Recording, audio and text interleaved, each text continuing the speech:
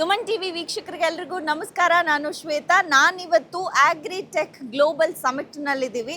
Federation of Karnataka, chambers of commerce and industry ಅವರು ಈ ಒಂದು ಗ್ಲೋಬಲ್ ಸಮಿಟನ್ನು ಆಯೋಜನೆ ಮಾಡಿದ್ದಾರೆ.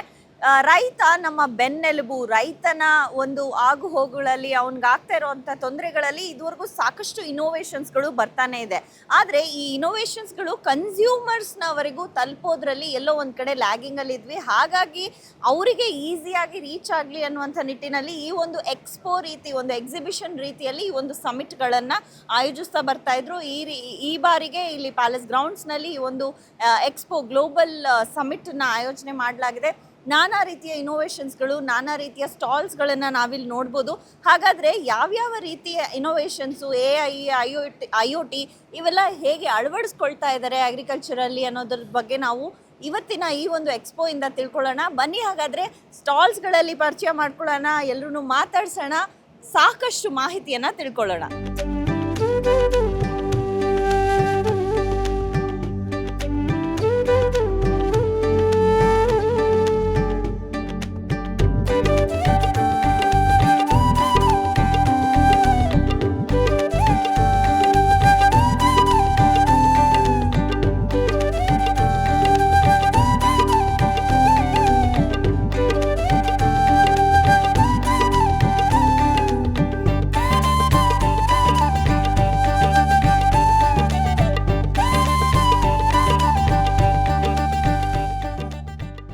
FKCCIನ ಈ ಒಂದು ಗ್ಲೋಬಲ್ ಸಮಿಟ್ ಅಲ್ಲಿ FKCCIನ ಅಧ್ಯಕ್ಷರಾದಂಥ ಉಮಾ ರೆಡ್ಡಿ ಅವರು ನಮ್ಮ ಜೊತೆ ಇದ್ದಾರೆ. ಬನ್ನಿ ಅವರನ್ನ ಮಾತನಾಡ್ಸೋಣ, ಎಕ್ಸ್ಪೋ ಬಗ್ಗೆ ಏನೇನು ಹೇಳ್ತಾರೆ ಅಂತ.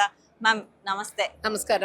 ಹೇಗೆ ಅನಿಸ್ತಾ ಇದೆ ಮ್ಯಾಮ್ ಎಕ್ಸ್ಪೋನಲ್ಲಿ? ಸಾಕಷ್ಟು ಸ್ಟಾಲ್ಸ್ ನ ನೋಡ್ತಾ ಇದೀವಿ, ಸಾಕಷ್ಟು ಫಾರ್ಮರ್ಸ್ ನ ಕನ್ಸ್ಯೂಮರ್ಸ್ಗೆ ಕನೆಕ್ಟ್ ಮಾಡುವಂತ ಕೆಲಸ ನಡೀತಾ ಇದೆ. ಸೊ ಇದು 2ನೇ ದಿವಸ. ಇವತ್ತು ನಿನ್ನೆ ನಮ್ದು ಉದ್ಘಾಟನೆ ಆಯಿತು. ಮುಖ್ಯಮಂತ್ರಿ ಅವರು ಸಿದ್ದರಾಮಯ್ಯ ಅವರು ಮತ್ತು ಅಗ್ರಿಕಲ್ಚರ್ ಮಿನಿಸ್ಟರ್ ಚೆಲುವರಾಯಸ್ವಾಮಿ ಅವರು ಬಂದು ಉದ್ಘಾಟನೆ ಮಾಡಿದರು. ಇದು ಫಸ್ಟ್ ಟೈಮು ನಮ್ಮ ವಾಣಿಜ್ಯ ಮತ್ತು ಕೈಗಾರಿಕಾ ಮಹಾಸಂಸ್ಥೆಯಲ್ಲಿ ಈ ಥರ ಒಂದು ಗ್ಲೋಬಲ್ ಅಗ್ರಿಟೆಕ್ ಸಮಿಟ್ ಅಂತ ಒಂದು ಹಮ್ಮಿಕೊಂಡಿದ್ವಿ. ಯಾಕೆಂದರೆ ಇಲ್ಲಿ ಯಾವಾಗಲೂ ಇಂಡಸ್ಟ್ರಿನಲ್ಲೇ ಫೋಕಸ್ ಇರೋದು ಚೇಂಬರ್ಗೆ. ಇವಾಗ ಪ್ರೊನರ್ಸ್ ಆಗ್ಬೋದು, ಅವರು ಒಂದು ಟೆಕ್ನಾಲಜಿ ಹಮ್ಮಿಕೊಂಡ್ಬಿಟ್ಟು ಜಾಸ್ತಿ ಹೆಚ್ಚು ಬಿಸ್ನೆಸ್ ಮಾಡ್ಕೋಬೋದು ಅಂತ ಅವರು ಆಂಟ್ರಪ್ರನರ್ಸ್ ಆಗ್ತಾರೆ ಅದೇ ಮೂಲಕ.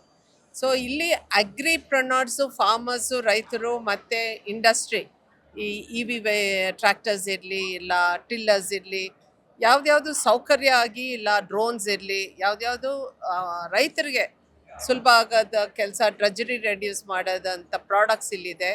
ಅದರಲ್ಲಿ ಒಂದು ಫಾರ್ಮರ್ಸ್ ಅವರು ಹಮ್ಮಿಕೊಂಡ್ಬಿಟ್ಟು ಅವ್ರ ಬಿಸ್ನೆಸ್ ಹೆಚ್ಚು ಮಾಡೋಕ್ಕೆ ಈ ಥರ ಫಸ್ಟ್ ಟೈಮು ನಾವು ಈ ಥರ ಒಂದು ಅಗ್ರಿಟೆಕ್ ಸಮಿಟ್ ಮಾಡಿದ್ವಿ.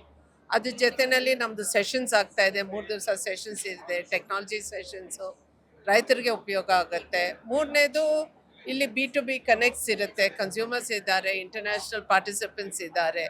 ಎಲ್ಲರ ಜೊತೆಯಲ್ಲಿ ಒಂದು ಶುರು ಮಾಡಿದ್ರೆ ಡೆಫಿನೆಟ್ಲಿ ಬೆಳೆಯುತ್ತೆ. ಓಕೆ. ಸೊ ಮ್ಯಾಮ್, ಸ್ಟಿಲ್ ಎಷ್ಟೇ ಇನೋವೇಷನ್ಸ್ ಬರ್ತಾ ಇದ್ರು, ಎಷ್ಟೇ ಈ ಥರ ಎಕ್ಸ್ಪೋಗಳಾಗ್ತಾ ಇದ್ರು, ಎಲ್ಲೋ ಒಂದು ಕಡೆ ಇನ್ನು ಫಾರ್ಮರ್ಸಲ್ಲಿ ಜಾಗೃತಿ, ಅವೇರ್ನೆಸ್ ಅನ್ನೋದು ಟೆಕ್ನಾಲಜಿ ಬಗ್ಗೆ ಒಂದು ಕಡೆ ಭಯನೂ ಇದೆ. AI ಎಲ್ಲ ಬರ್ತಾ ಇರೋದಕ್ಕೆ, ಆಟೋಮೇಷನ್ ಆಗ್ತಾ ಇರೋದಕ್ಕೆ, ಲೇಬರ್ಲೆಸ್ ಆಗ್ಬಿಡುತ್ತಾ ಅನ್ನೋದು ಒಂದು ಭಯನೂ ಇದೆ.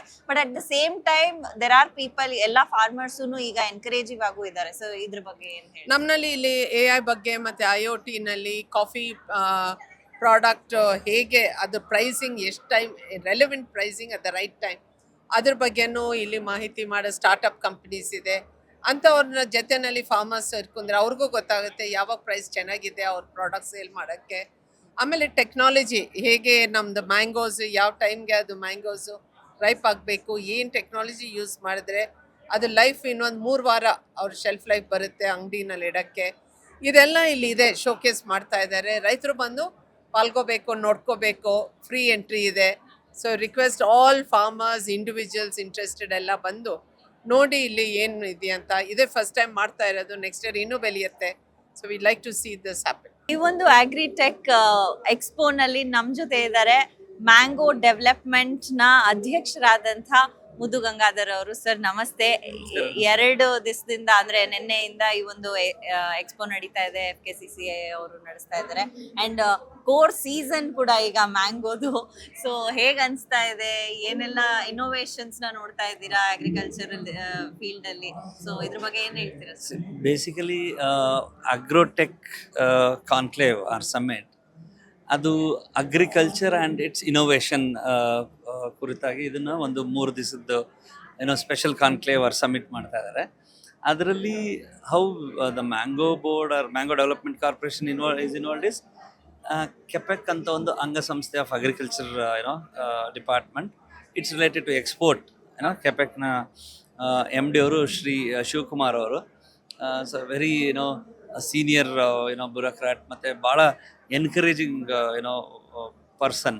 ಸೊ ಹಾಗಾಗಿ ಅವರು ನಮ್ಮನ್ನು ಇನ್ವೈಟ್ ಮಾಡಿ ಅವರು ಸ್ಟಾಲ್ಸ್ನ ತಗೊಂಡು ನಮಗೆ ಸ್ಟಾಲ್ಸ್ನ ಫ್ರೀಯಾಗಿ ಕೊಟ್ಟು ಸೊ ರೈತರಿಗೆ ಒಳ್ಳೇದಾಗಲಿ ಅಂತ. ಯಾಕಂದರೆ ಮ್ಯಾಂಗೋ ಕೃಷಿ ಕರ್ನಾಟಕದಲ್ಲಿ ಸುಮಾರು ಲಕ್ಷಾಂತರ ಕುಟುಂಬಗಳು ಆಧಾರ ಆಗಿರುವಂಥ ಕೃಷಿ. ಅದರಲ್ಲಿ more than 60% of the mangoes come from Kolar district actually, Srinivaspur. But it is fortunate and unfortunate side of the story is ಈ ಸಲ ಸುಮಾರು 60-80% ಮ್ಯಾಂಗೋ ಬೆಳೆ ನಾಶ ಆಗೋಯಿತು.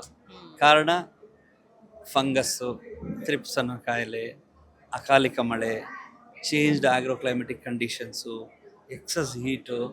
ದ ಎಂಟೈರ್ ಹಾರ್ವೆಸ್ಟ್ ಸೀಸನ್ನು ಒಂದು 40-45 ದಿನ ಮುಂದೆ ಕೊಟ್ಟೋಯ್ತು. ಸೊ ಹಂಗಾಗಿ ಹೋದ ಸಲ ಕೈಗೆ ಬಂದಿದ್ದು ಬಾಯಿಗೆ ಬರಲಿಲ್ಲ, ಅಂದರೆ ಬೆಳೆ ಬಂತು, ರೈತನಿಗೆ ಬೆಲೆ ಸಿಗಲಿಲ್ಲ. ಈ ಸಲ ಬೆಳೆನೇ ಬರಲಿಲ್ಲ. ಸೊ ಹಾಗಾಗಿ ನಿಜವಾಗ್ಲೂ ರೈತರು ತುಂಬ ಸಂಕಷ್ಟದಲ್ಲಿದ್ದಾರೆ. ನಿನ್ನೆನೇ ನಾನು ನಮ್ಮ ಸನ್ಮಾನ್ಯ ಶ್ರೀ ಮಲ್ಲಿಕಾರ್ಜುನ್ SS ಮಲ್ಲಿಕಾರ್ಜುನ್ ಸಾಹೇಬರು, ನಮ್ಮ ಇಲಾಖೆ ಮಂತ್ರಿಗಳು, ಮತ್ತು ರೈತರು, ನಮ್ಮ ಡೈರೆಕ್ಟ್ರು ಆಫ್ ಹಾರ್ಟಿಕಲ್ಚರು, ನಾವೆಲ್ಲರೂ ಕೂತ್ಕೊಂಡು ಡಿಸ್ಕಸ್ ಮಾಡಿ ಅದರ ನೈಜ ಘಟನೆಗಳು ತೊಗೊಂಡು ಎಲ್ಲ ಜಾಯಿಂಟ್ ಡೈರೆಕ್ಟರ್ಗಳಿಗೂ ವಿಚಾರ ತಿಳಿಸಿ ಆ್ಯಕ್ಚುಲಿ ಒಂದು ಡೇಟಾ ಬಂದು ಇಡೀ ಜಿಲ್ಲೆ ಇಡೀ ರಾಜ್ಯದಲ್ಲಿ ಎಷ್ಟು ಬೆಳೆ ನಷ್ಟ ಆಗಿದೆ, ನಾವೇನು ಮಾಡ್ಬೋದು ಸರ್ಕಾರದಿಂದ ಅಂತ ಮುಖ್ಯಮಂತ್ರಿಗಳಿಗೆ ಮನವಿ ಕೊಡಬೇಕು ಅಂತ ನಿನ್ನೆ ಡಿಸೈಡ್ ಮಾಡಿದ್ದೀವಿ. ಇನ್ನು ಅದು ಬಿಟ್ಟು ಉಳಿದಿರೋ ಹಣ್ಣುಗಳು ಇನ್ನೇನು ಒಂದು 15-20 ದಿವಸದಲ್ಲಿ ಬರ್ತಾವಲ್ಲ, ಅದಕ್ಕೆ ಪ್ರಿಪೇರ್ ಆಗ್ತಾ ಇದೀವಿ in the form of mango ಮಹೋತ್ಸವ, ಮ್ಯಾಂಗೋ ಮೇಳ. ಈಗ ಲಾಲ್ ಬಾಗ್ನಲ್ಲಿ ಮ್ಯಾಂಗೋ ಮೇಳ ಮಾಡೋಣ ಅಂದ್ಕೊಂಡಿದ್ದೀವಿ, ಕಬ್ಬನ್ ಪಾರ್ಕಲ್ಲಿ ಮ್ಯಾಂಗೋ ಮೇಳ, ದಾವಣಗೆರೆ, ಶಿವಮೊಗ್ಗ, ಮೈಸೂರು, ಬೆಂಗಳೂರು ತನಕ we are planning to support the farmers. ಈಗ ಈ ವರ್ಷ ಬೆಳೆ ನಾಶ ಆಗಿದೆ ಅಂತ ಹೇಳಿ ಮೆಜಾರಿಟಿ ನಾಶ. ಸೊ ಬಟ್ ಎಕ್ಸ್ಪೋರ್ಟ್ ಅಂತ ಬಂದಾಗ ಸಾಕಷ್ಟು ಜಾತಿಯ ಬ್ರೀಡ್ಗಳ ಹಣ್ಣುಗಳನ್ನ ನಾವು ನೋಡ್ಬೋದು, ಅಂದ್ರೆ ಹೋಗ್ತಾ ಇರುತ್ತೆ. ಸೊ ಈ ನಿಟ್ಟಿನಲ್ಲಿ ರೇಷಿಯೋ ಏನಾದ್ರೂ ವ್ಯತ್ಯಾಸ? ನೋಡಿ, C data suggest that less than or almost near to only 1% of the fruits or mangoes are exported abroad. But there is a lot of scope. 99% scope ಇದೆ. ಆದರೆ we have to fulfill certain norms which we are ready. India is ready, Karnataka is ready. Like for example, ನೋಡಿ, Royal Gold mangoes ಅಂತ you can show. Royal Gold mangoes ಅಂತ they have come out with a new concept, their own brand, where they, once the mangoes are harvested, they maintain in the cold chain. They get it to the integrated pack houses. They get processed. The mangoes processed ಅಂದ್ರೆ ಏನು, right from your hot water treatment to bubble wash to grading, then sending them to ripening chambers, cold chain alle ethylene they initiate natural ripening process which will take normally 2 to 3 days. Then they package at a world class standard packaging. Then they bring it to the market. So directly ರೈತರಿಂದ ಕನ್ಸ್ಯೂಮರ್ಸ್ಗೆ, right from growers to consumers, they are giving the best quality fruit at a very good rate. That means it's two advantages. They're getting directly from the farmers, which the farmers are being encouraged with a higher price, and the consumer is getting a good price. So such things are actually meant for export quality. Now, as you know, because of the war season, there are a lot of sea routes are band agide, air traffic kadame agide, air freight charges ಜಾಸ್ತಿ ಆಗಿದೆ. ಮತ್ತು middle ಈಸ್ಟ್ಗೆ ಹೋಗ್ಬೇಕಾಗಿರೋದು ಇದು. ಆಮೇಲೆ every country has a norms where mostly we fulfil all the norms, because in our state, in our government under mango corporation itself we have processing centers and integrated pack houses where anybody can use the services. ಭಾಳ ಸಂತೋಷ ಆಗ್ತಾ ಇದೆ. ನಮ್ಮ FPOs ನೋಡಿದೆ ನಾನು, farmers produce organisation. Really ಸಂತೋಷ ಪಡುವಂಥ ವಿಚಾರ. Because ನಮ್ಮ traditional crops value addition ಮಾಡುವಂಥ ಕೆಲಸನ ನಮ್ಮ FPOs ಮಾಡ್ತಾ ಇದ್ದಾರೆ. ಅದು ಅತ್ಯಂತ ಸಂತೋಷ ಪಡುವಂಥ ವಿಚಾರ. Money should go to the village. In this way ಹಣ ಹಳ್ಳಿಗೆ ಹೋಗ್ಬೇಕು. ಅದರಲ್ಲಿ ನಮ್ಮ FPO ಪಾತ್ರ ದೊಡ್ಡದು ಅಂತಂದು ಹೇಳ್ತೀನಿ. ಪದೇ ಪದೇ ಬೆಂಗಳೂರಿನಲ್ಲಿ ನಮ್ಮ FPOsನ ಇಂಟ್ರೊಡ್ಯೂಸ್ ಮಾಡ್ತಾ ಇದ್ದೀನಿ. ಅದು ಸಂತೋಷ ಪಡುವಂಥ ವಿಚಾರ. ಹಿಂದಿನ ಒಂದು ಕೃಷಿ ಮೇಳದಲ್ಲಿ all the FPOs from Karnataka participated. ಅದು ವಿಶ್ವ ವಾಣಿಜ್ಯ ಮೇಳ. ಟ್ರೇಡಿಂಗ್ ತುಂಬ ಚೆನ್ನಾಗಿ ನಡೀತಾ ಇದೆ. The value addition for agriculture crops, ಕೃಷಿ ಬೆಳೆಯನ್ನು ವ್ಯಾಲ್ಯೂ ಅಡಿಷನ್ ಮಾಡೋದ್ರಲ್ಲಿ ಹಳ್ಳಿಗಳ ಪಾತ್ರ ಏನು ಅನ್ನೋದನ್ನು we have proved. That is very happy for that. And also this time I have seen many equipments that not known to us. We are coming from a village. ಇವತ್ತು ರೈತರಿಗೆ ಬಹಳಷ್ಟು ಆಧುನಿಕತೆ ಕಡೆ ಇವತ್ತು ರೈತಾಪಿ ಹೋಗ್ತಾ ಇದೆ ಅಗ್ರಿಕಲ್ಚರ್. ಅದಕ್ಕೆ ದೇಶ ವಿದೇಶದವರು ನಮ್ಮ ಕರ್ನಾಟಕದ ಕಡೆ ಮುಖ ಮಾಡ್ತಾ ಇದ್ದಾರೆ. ಅಂದರೆ ಇಲ್ಲಿ ಅಷ್ಟೊಂದು ಸಂಪನ್ಮೂಲವಾಗಿರ್ತಕ್ಕಂಥ ಒಂದು ಅಗ್ರಿಕಲ್ಚರ್ ಡೆವಲಪ್ಮೆಂಟ್ ಆಗಲಿಕ್ಕೆ, ಇಲ್ಲಿ ವಾಣಿಜ್ಯ ಒಂದು ಕೃಷಿಯನ್ನು ಇಂಟ್ರೊಡ್ಯೂಸ್ ಮಾಡಲಿಕ್ಕೆ ಇದು ತುಂಬ ಸೇತುವೆ ಕೊಂಡಿ ಥರ ಆಗ್ತಾ ಇದೆ. ಸರ್ಕಾರನೂ ಕೂಡ ಇವರಿಗೆ ಸಾಕಷ್ಟು ಒಂದು ಸವಲತ್ತನ್ನು ಕೊಟ್ಟು ಇವರಿಗೆ ಅವಕಾಶವನ್ನು ಕೂಡ ಕೊಟ್ಟಿದೆ ಒಂದು ಮುಕ್ತ ಮಾರುಕಟ್ಟೆ ಮಾಡಲಿಕ್ಕೋಸ್ಕರ.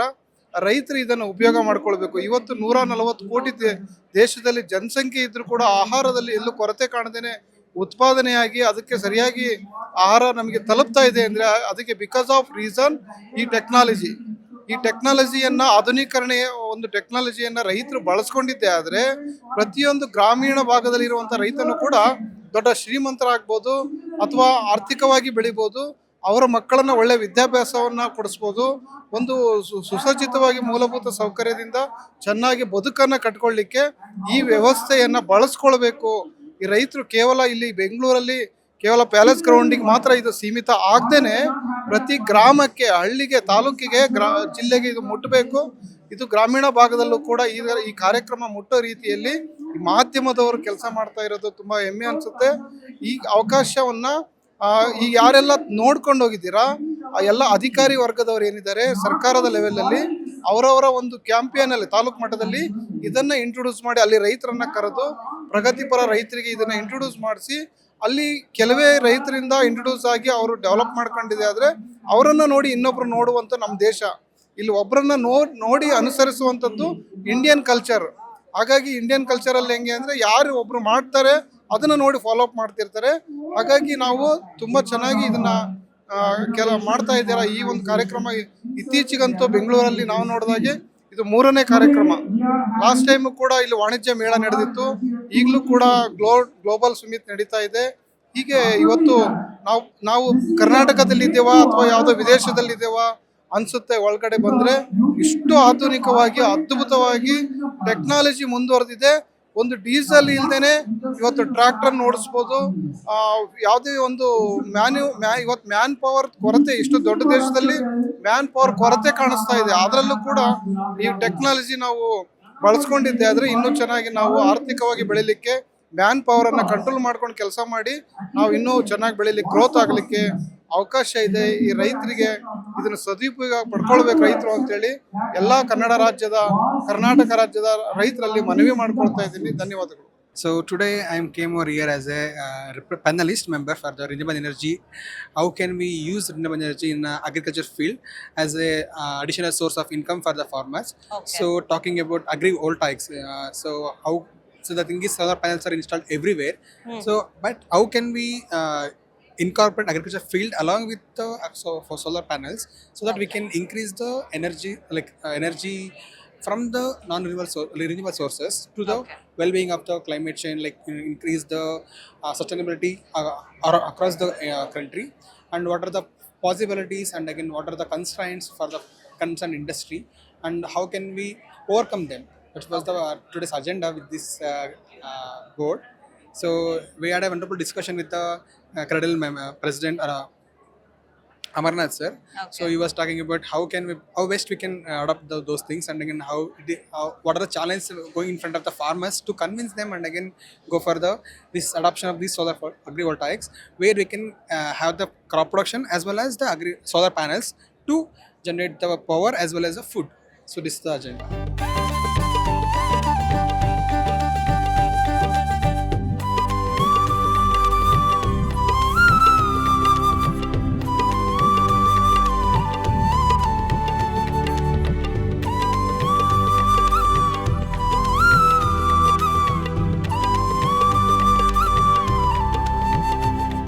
ಸೊ ನೋಡಿದ್ರಲ್ಲ ವೀಕ್ಷಕರೇ, ಇದಾಗಿತ್ತು ಈ ವರ್ಷದ ಆಗ್ರಿಟೆಕ್ ಎಕ್ಸ್ಪೋ ಗ್ಲೋಬಲ್ ಸಮಿಟ್ FKCCI ಅವರು ಆಯೋಜಿಸಿದಂಥದ್ದು. ಎಲ್ಲ ಸಾಕಷ್ಟು ಸ್ಟಾಲ್ಸ್ ಗಳನ್ನ ನೋಡಿದ್ವಿ, ಸಾಕಷ್ಟು ಇನೋವೇಷನ್ಸ್ ಅನ್ನ ನೋಡಿದೀವಿ. ಅಗ್ರಿಕಲ್ಚರ್ ಅನ್ನೋದು ಬೆಳೀತಾ ಇರುವಂತಹ ಒಂದು ಕ್ಷೇತ್ರವಾಗಿದೆ. ಫಾರ್ಮರ್ಸ್ಗಳು ಈಗಾಗಲೇ ಸಾಕಷ್ಟು ಇನೋವೇಷನ್ಸ್ ನ ಅವರು ಅಳವಡಿಸ್ಕೊಂಡಿದ್ದಾರೆ. ಇನ್ನು ಹೆಚ್ಚು ಹೆಚ್ಚು ಅಳವಡಿಕೆ ಆಗಿ ಬರ್ತಾ ಇದೆ. ಸೊ ಈ ಒಂದು ನಿಟ್ಟಿನಲ್ಲಿ ಈ ಒಂದು ಸ್ಟಾಲ್ಸ್ ಗಳು, ಈ ಒಂದು ಎಕ್ಸ್ಪೋ ಸಾಕಷ್ಟು ಎಲ್ರಿಗೂ ಹೆಲ್ಪ್ ಮಾಡಿದೆ. ಹಾಗೆ ಫಾರ್ಮರ್ಸ್ ನ ಕನ್ಸ್ಯೂಮರ್ಸ್ ಗೆ ಕನೆಕ್ಟ್ ಮಾಡುವಂತ ಮೂಲ ಉದ್ದೇಶವನ್ನ ಸಹ ಇದೊಂದು ಪೂರ್ತಿಗೊಳಿಸಿದೆ ಅಂತ ಹೇಳಿದ್ರೆ ಬಹುಶಃ ತಪ್ಪಾಗ್ಲಾರ್ದು. ಇದೇ ರೀತಿ ಇನ್ನಷ್ಟು ವಿಶೇಷ ಕಂಟೆಂಟ್ ಗಳಿಗಾಗಿ ಸಬ್ಸ್ಕ್ರೈಬ್ ಆಗಿ ಫಾಲೋ ಮಾಡಿ ಸುಮನ್ ಟಿವಿ ಕನ್ನಡ.